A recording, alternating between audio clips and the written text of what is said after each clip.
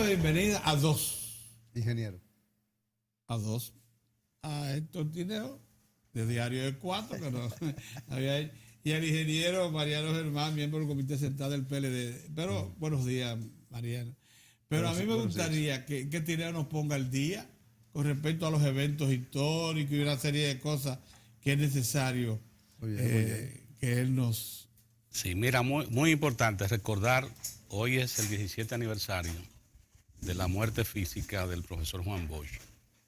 El profesor Juan Bosch, maestro de política, humanista integral, la sociedad dominicana lo conoce, y el hombre que abrió el camino de la democracia en República Dominicana, porque el hecho de que él llegara al poder por vía electoral en las primeras elecciones que se hicieron en la República Dominicana democráticas tras la caída de la dictadura, lo colocó en una prueba, y en su administración Juan Bosch dio lecciones, primero, de que es el primer ciudadano que se somete a la Constitución y a la ley, que cumplió su juramento de hacer cumplir y respetar la Constitución.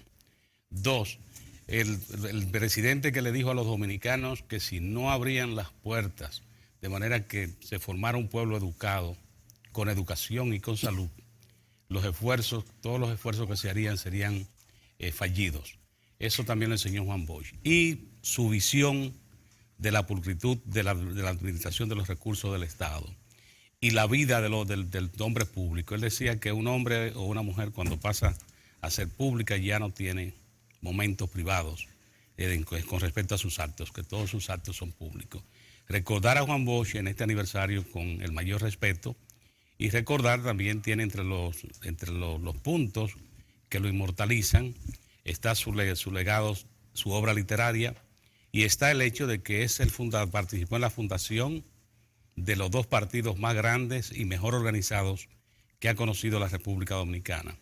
El Partido Revolucionario Dominicano PRD en La Habana, Cuba, en el año 1939, y la fundación del Partido de la Liberación Dominicana en 1973, hoy gobernante el PLD en República Dominicana. De manera que recordar a Juan Bosch con el mayor respeto. Y una nota muy importante, don Pedro Mozart, para el país, es que el Banco Central ha informado que en la reunión de septiembre de la Junta Monetaria aprobó mantener la tasa de interés de política monetaria 5.50. Pero otra nota importante, otra información importante que incluye esa información es que por tercer mes consecutivo la tasa de inflación interanual bajó por tercer mes de manera consecutiva, de 3.87 a 3.29 al mes de septiembre. Esta es una nota muy importante, sobre todo que el Banco Central ha dado la explicación cómo se toma esa decisión después de evaluar todo el conjunto de los elementos de riesgos, se asume la posición. De manera que esta es una nota muy trascendente. Y tres, ya ha llegado el presidente Danilo Medina a Beguín, en hora dominicana alrededor de las 7 de la mañana, y ya está en Beguín, de manera que esa es otra de las... Y allá, en hora de Beijing, 7 de la noche. 7 de la noche, claro. De manera que estas son de las notas del día. Muy bien. Vamos a ir, Pedro, vamos a ir a la pausa. Para no interrumpir. Para no interrumpir, sí, y quedarnos todo el espacio ya. Sí, con el ingeniero. Muy bien, muy bien. ¿Está bien? Muy bien. Vamos a una pausa y entonces... Vamos a hacerlo así, sí.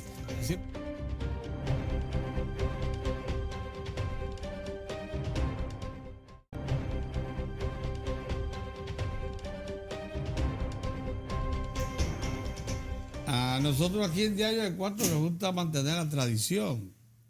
Sí.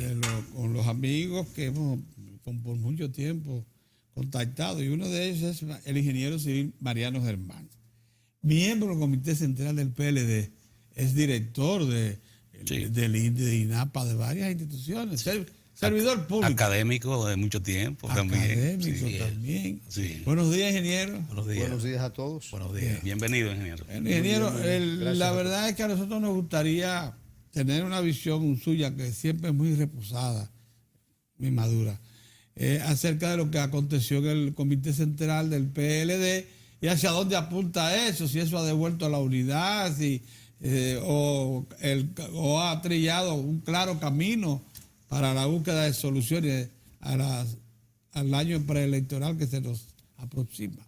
Fíjate, bueno, a todos, Bienvenido. ante todo, dar las gracias por esta invitación. Muy bien. Y voy a tratar de ser bastante claro con relación al tema de lo que ocurrió el pasado sábado en la reunión del Comité Central.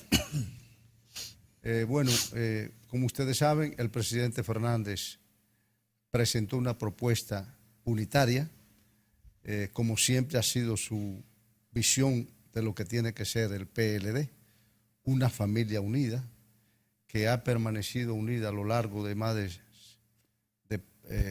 prácticamente 50 años. Vamos para los 50 años unidos todos, sin ningún tipo de problema. Y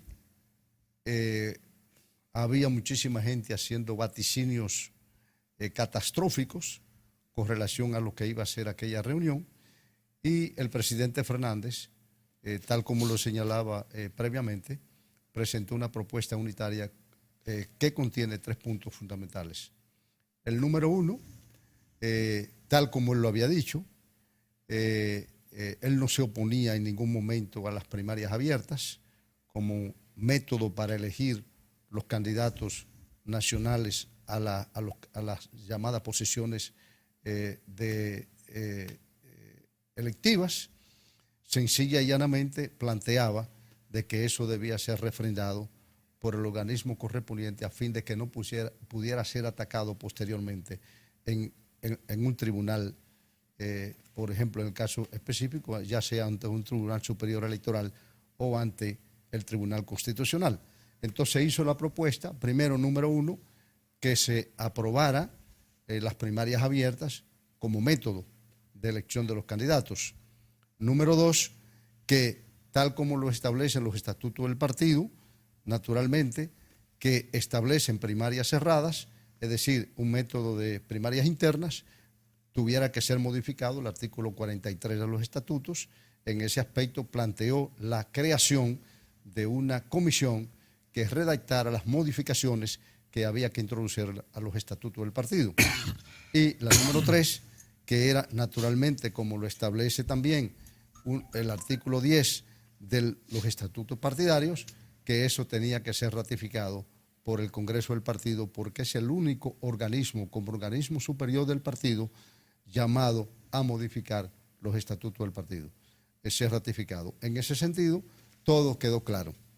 Sin embargo, yo he visto algunos nubarrones de algunos compañeros que, pese a la edad a que nosotros estamos en este momento cruzando, de que yo digo que la guerrilla, los movimientos guerrilleros de América Latina y del mundo se daban en la juventud. Ya la mayoría de los compañeros que yo lo veo opinando en los medios de comunicación sobrepasan los 50 años, donde la calma, la tranquilidad debe primar ante todo y sopesar cada palabra que se dice. En ese sentido, no hay ánimo de pelea. Sencilla y llanamente, darnos cuenta de que aquella reunión fue una reunión unitaria, una reunión de unidad donde todos levantamos la mano. No hubo necesidad ni siquiera de ir a votación, porque eso fue prácticamente a unanimidad, salvo 2 o 3 compañeros que entendían que antes de que eso fuera ratificado había que celebrar un nuevo congreso del partido y ese nuevo congreso fuera el que ratificara las resoluciones.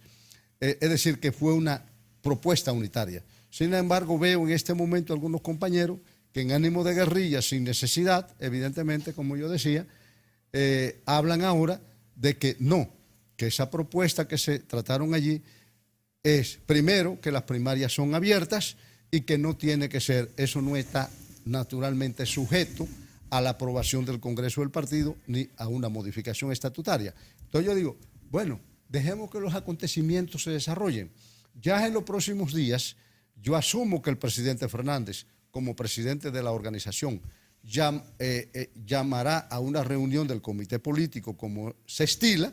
Esa reunión del comité político creará una comisión tal como lo establecen los acuerdos, la creación de una comisión que adecúe los estatutos del partido y una vez se establece que esa comisión redacte esa readecuación de los estatutos del partido, entonces iremos a la segunda parte, que sería llamar al Congreso. Eso ocurrirá en los próximos, en este mes que se inicia en el día de hoy. De manera que nosotros entendemos que antes de finalizar posiblemente el mes de noviembre, pues eso habrá concluido y el partido caminará unificado y tendremos un candidato el próximo año y ahí estará toda la tropa peledeísta diciendo, como siempre ha dicho, que es para adelante que vamos. No hay vuelta atrás. Esto conduce necesariamente a un partido unificado, conduce a unas elecciones que deberán celebrarse en mayo de 2020 y a un PLD unido. Yo no le veo ningún inconveniente, pese a algunas, vuelvo a repetir, algunas escaramuzas que yo no le veo sentido, porque para haber un pleito tiene que haber más de uno, ¿correcto? Y entonces yo no creo que en el PLD haya más de uno que esté en condiciones de buscarse pleito. ¿Por qué? Porque ¿qué es lo que conviene? La unidad. La unidad garantiza el poder y el poder evidentemente yo no creo que en el PLD haya nadie en ánimo de salir del poder. Dando por descontado su visión de que no hay mayores problemas para mantener la unidad del Partido de la Liberación Dominicana, el otro componente con miras a las elecciones del próximo 2020, tiene que venir dado a partir de lo que es la correlación de fuerzas en el país. El PLD, de acuerdo a todas las encuestas que uno ve, sigue manteniendo el sitial, o sea, la primacía dentro del conjunto de organizaciones políticas en el país. No obstante, estar en el poder, que ya eso de por sí es un elemento que hay que tomar en cuenta por el asunto de desgaste natural, si lo hay, en las proporciones que lo haya, y además de situaciones también que se han dado al interior del propio partido que también pudieran de alguna manera mermar todo ese empuje que ha tenido una organización altamente exitosa como el PLD. Ahora, ¿cómo ve usted en el plano de la correlación de fuerza y el desempeño que tiene gobierno y partido frente al desempeño de la oposición y de un sector muy beligerante, como muy pocas veces habíamos visto, que es en el sector empresarial, muy beligerante, a través de mecanismos que ha creado ese sector para de alguna manera influir en el proceso, en los procesos electorales, pero que ahora se hace mucho más evidente? ¿Cómo ve usted esa situación? Porque hay mucho enojo en una buena parte de ese empresariado. Mira, en realidad la democracia es controversia. La democracia es participación, la democracia realmente es escuchar opiniones diferentes. En la medida en que se ejerce la democracia, en esa misma medida habrá más contradicciones. Y eso es un sistema democrático. En el caso específico del PLD, a nosotros no nos preocupa porque ha sido el ejercicio permanente del PLD, la enseñanza de don Juan, que hoy cumple un aniversario más de su fallecimiento, al cual nos unimos nosotros, y habrá una misa presente en el pueblo de La Vega hoy, con motivo de ese 17 aniversario, de manera que ahí estarán los compañeros. Yo te decía, hilvanando de nuevo con el tema, que esa democracia significa participación, significa debate, significa polémica, significa evidentemente controversia. Entonces a nosotros nos gusta eso, porque eso nos ayuda a enderezar las cosas cuando el rumbo está torcido. En el caso específico del PLD, como tú sabrás, las encuestas, todas las firmas encuestadoras, independientemente del signo que tengan, indican que el PLD es un partido mayoritario. Ya en la encuesta que aparece en el día de ayer bajo una firma de prestigio mexicana, habla de que el Partido de la Liberación Dominicana supera el 53% de la simpatía. Y cuando le preguntan a la población cuál entiende que es el partido mayoritario, el 80% de la población dominicana entiende que es así. De modo que eso no está en juego. Ahora, naturalmente, habrá siempre, la oposición tiene que ser cuestionadora y al mismo tiempo sustentar su cuestionamiento en elementos materiales y al mismo tiempo que sustenten la oposición. De manera que, por ejemplo, el caso de la Marcha Verde, que ha sido una participación democrática de gente que entiende que las cosas no andan bien, nosotros la vemos bien. Que se haga todo tipo de oposición, que se entienda que sea racional.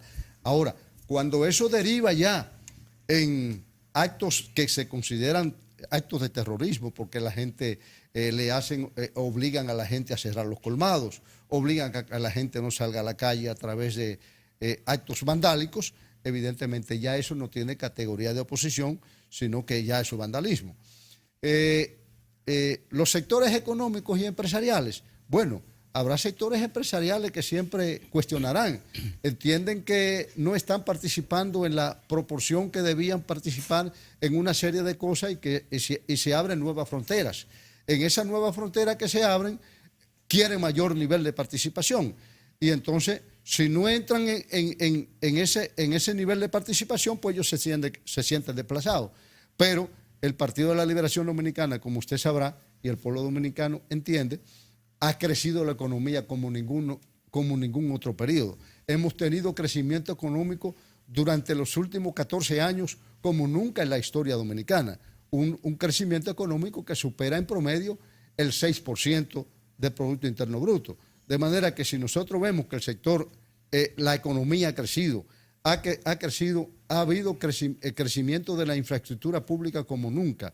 El sector educativo tiene en este momento el 4% del Producto Interno Bruto, que era una de las grandes demandas. El sector institucional ha ido creciendo, ya la transparencia en el gobierno es mayor que nunca y tiene que ser obligatoriamente transparente porque la ley lo exige. De manera que hoy, por ejemplo, solicitar ciertos sectores de la oposición que el gobierno dominicano sea transparente con relación a los posibles acuerdos que se tengan con la China, yo creo que eso sobra, porque un acuerdo de carácter binacional, donde están participando, creo que anda el sector empresarial bastante bien representado. Pero una nutrida delegación. Una nutrida delegación. Sí. Andan, ¿cuántos periodistas acompañan al presidente? De manera que allí no se va a hablar en cuarto secreto.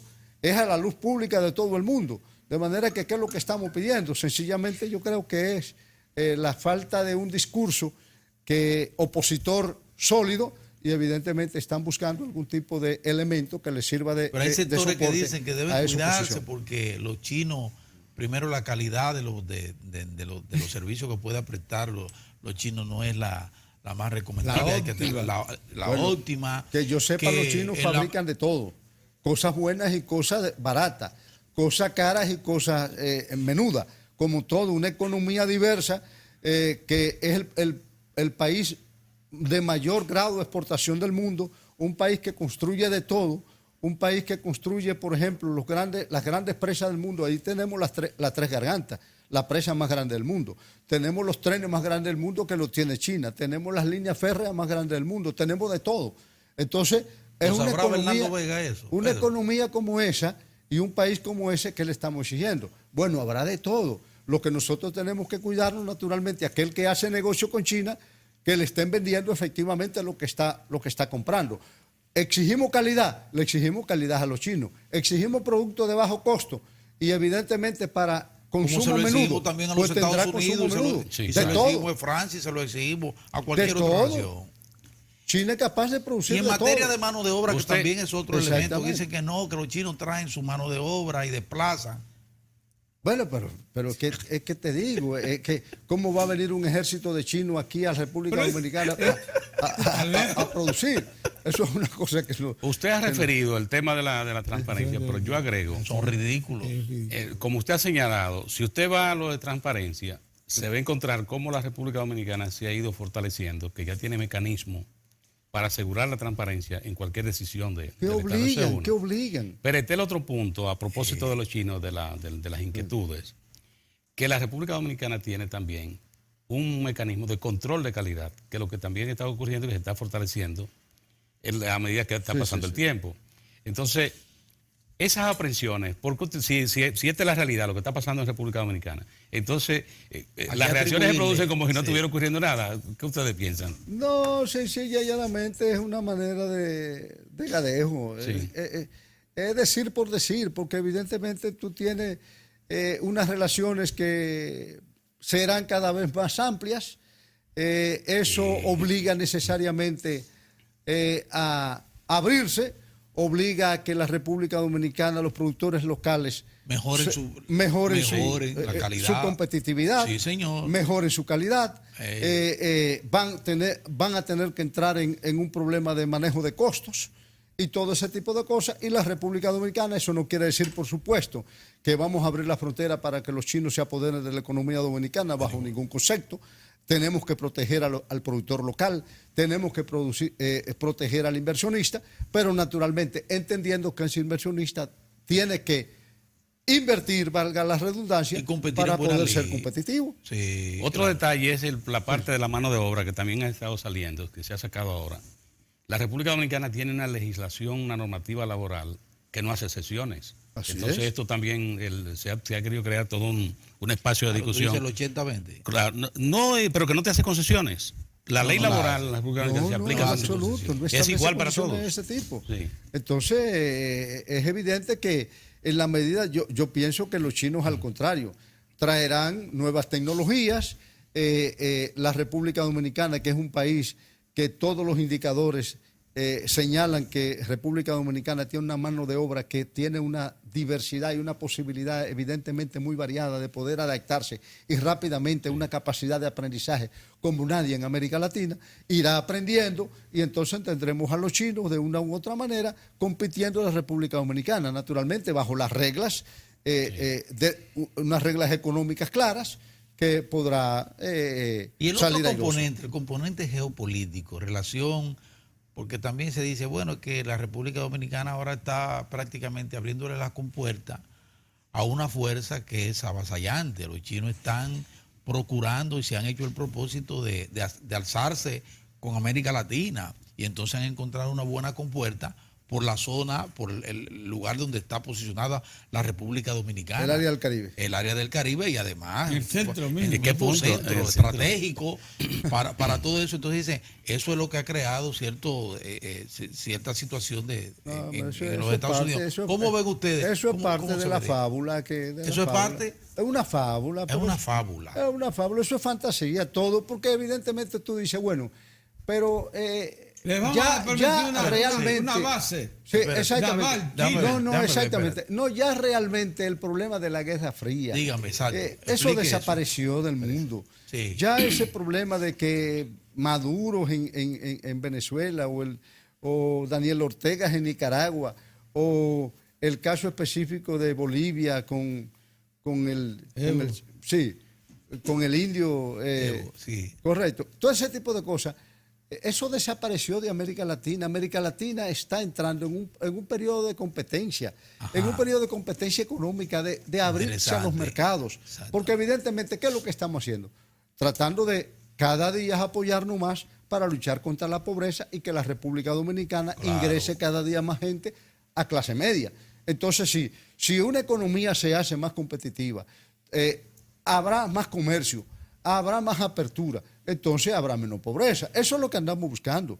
Entonces no es un problema de carácter geopolítico, no. Los norteamericanos, como natural, andan buscando cómo establecer comercio y cómo ampliar su comercio. Y es entendible que los Estados Unidos, en esa guerra económica de Trump, diga, bueno, tenemos que ponerle un stop. Pero nosotros no podemos entrar en ese tipo de guerra geopolítica entre los Estados Unidos, que es de carácter económico entre los Estados Unidos y China. Nosotros lo que tenemos que aprovechar es la brecha que se nos abre a fin de hacernos evidentemente con el mayor beneficio posible dentro de esa guerra económica. En su condición de alto dirigente del PLD, a propósito de la geopolítica, de alto dirigente del PLD, fundador del Partido de la Liberación Dominicana, me gustaría también una reflexión suya en torno a otro fenómeno interesante que se está dando en América Latina, y que el PLD es parte de eso, porque el PLD es parte fundamental del movimiento progresista de toda América Latina. El PLD es uno de los puntales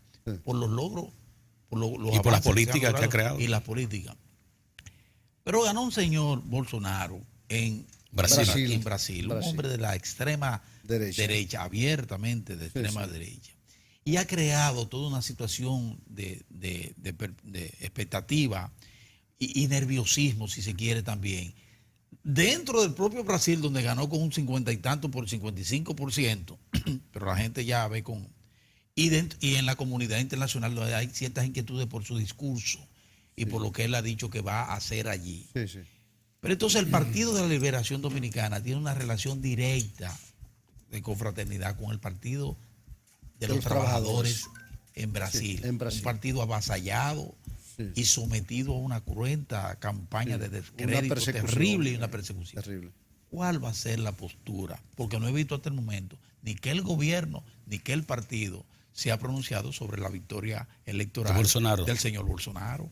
¿Cómo ven ustedes? ¿Cómo ven ustedes de su óptica? Usted no puede hablar a nombre del partido. Sí, a nombre del partido no. Pero su óptica. Pero mi opinión naturalmente es que se ha notado naturalmente en América Latina en los últimos 2 años una tendencia hacia la derechización de los gobiernos.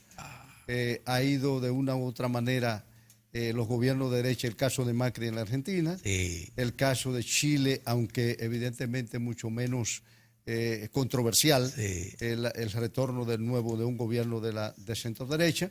En el caso específico del Ecuador, con Lenín Moreno, que en principio fue un hombre de izquierda, pero que evidentemente a la luz de su comportamiento se ha ido cada vez más derechizando.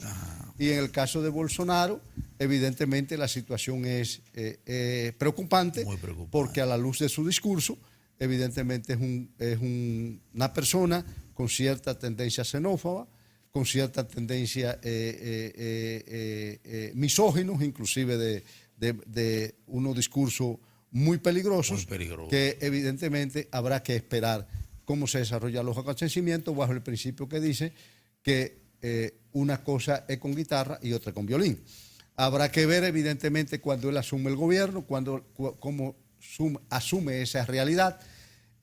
Recordemos que en Brasil el gobierno del PT, el Partido de los Trabajadores a través del gobierno de Lula y luego con Dilma Rousseff, sacaron más de 25 millones de trabajadores de la pobreza. La economía brasileña creció como nunca en todo el mundo.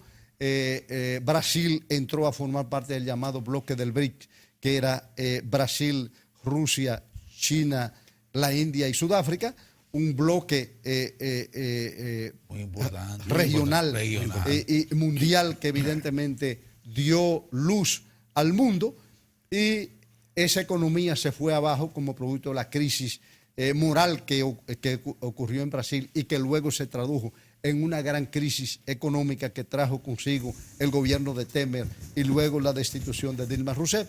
En esta situación, lo que nos queda a nosotros es esperar que ese discurso de Bolsonaro no se traduzca evidentemente en hechos ciertos, porque pudieran ser días negros para el pueblo. Ayer hizo una declaración Bolsonaro. Expresiones políticas, ¿usted aprecia? Expresión de carácter político hacia dónde dirige la economía ni la política brasileña, no. Son expresiones de carácter emocionales y pasionales con relación a lo que él entiende, que es, yo diría, como si fuera un padre de familia, entiende lo que debe ser la conducta del pueblo brasileño.